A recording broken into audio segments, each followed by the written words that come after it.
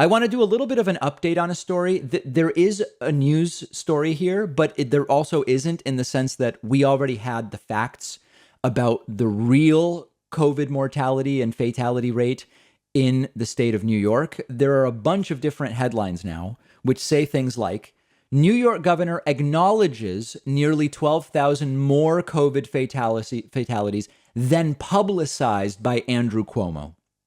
And the story goes, New York Governor Kathy Hochul promised more government transparency on her first day in office, and by day's end, her administration had quietly delivered it by acknowledging nearly 12,000 more deaths in the state from COVID-19 than had been publicized by her predecessor, Andrew Cuomo. New York now reports nearly 55,400 based on death certificate, up from 43,400 that Cuomo had reported to the public as of Monday, his last name in office. We are now releasing more data than had been released before publicly, so people know the nursing home deaths and hospital deaths are consistent with what's being displayed by the CDC. Got a bunch of emails from people saying, David, I don't understand. I looked on, Worldometers and the CDC website, nothing changed. And that's exactly right. The scandal here was that the Cuomo administration was not acknowledging roughly these 10 to 12, what was 10 now is known to be 12,000 COVID deaths.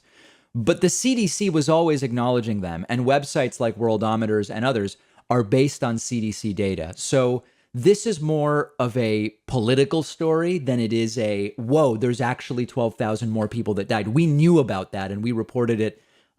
Feels like it's been a couple of months since we learned of that. Now, when it comes to Andrew Cuomo, what is even worse, the COVID stuff or the sexual harassment stuff? I think at the macro level, not to diminish what Andrew Cuomo has been credibly accused of based on a report, I think that the COVID stuff, without a doubt, has been worse. But this is not actually new information. It's just that it's now being acknowledged formally by the state. Good to see the new governor acknowledge it. At the same time, there's an aspect of this that seems very political in the sense that the data was already out there. We covered it months ago. This sort of is like a get out of jail free card for everybody else in the executive branch. And it's probably legitimate to say, really, this is Andrew Cuomo. They threw Cuomo out. Cuomo gets the blame. And now Kathy Hochul, or is it Hochul? I actually don't know how it's pronounced.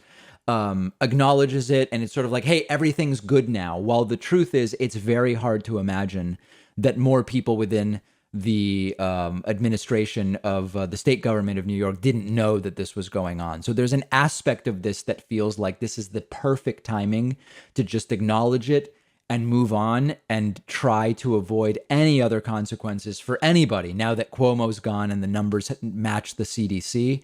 But in some sense, it's good that they have now said, yes, this is the real number of deaths here in the state of New York. If you think that this has any importance beyond just quietly putting it out there so that now they can move on and try to prevent anybody else from having any kind of consequence as a result, let me know. But the data's not new, and it seems to me like a pretty brazen act of say it, sweep it under the rug, and then if it ever comes up again, say that was on Cuomo, and Cuomo is now gone. We've taken care of the problem. Everybody's gotten the consequence they deserve.